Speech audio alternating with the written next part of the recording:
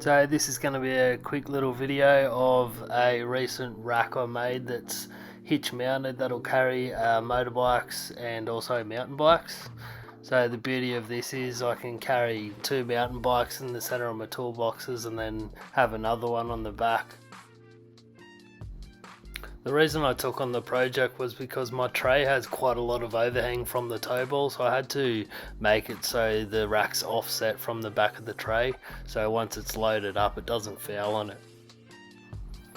I've also added a brace either side of the center of the rack, which is braced back to the bottom of the tray. That gets the rock out of the rack, which you do see on other models, so it's just going to make it a lot more secure, I think, under transit.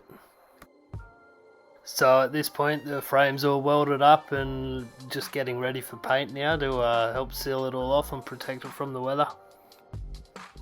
This section here is what the motorbike sits on.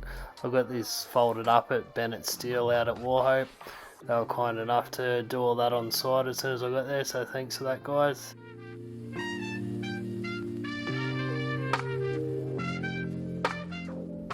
After a bit of fiddling around, I ended up putting this levered ramp on it, so when you roll the bike over it, it locks it up and the wheel sits in that chock, which works really good.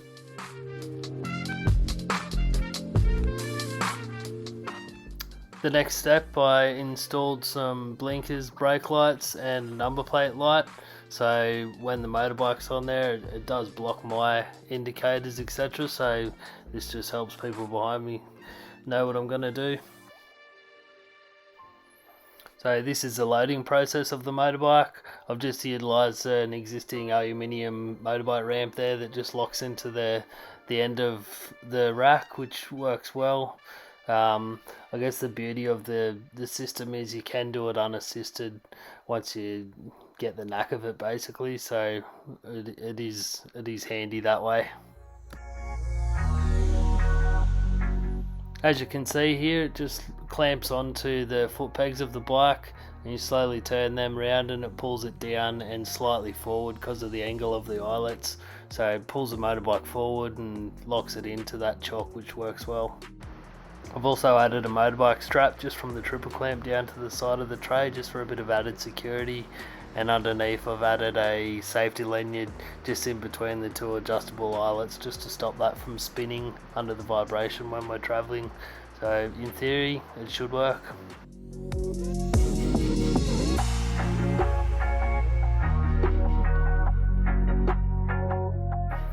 After a bit of trial and error, I ended up making a little bit of chain extension on the eyelets so I could fit the 85 onto it as well. It seems to work well and all the dimension works, so just another option to carry different style of bikes. Here you can see me loading the mountain bike as well, so through the middle of the toolboxes I can add two bikes in there and then the third on the back, so it just gives you that option to do shuttles without too much mucking around.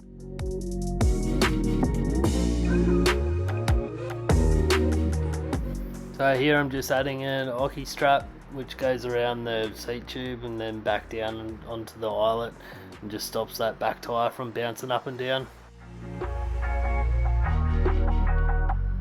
Thanks for watching. Hopefully it gave you some ideas if you want to take on a project like this yourself. If you like the vid, leave us a comment, give us a thumbs up. If you've got time, hit the subscribe button, it'd be greatly appreciated.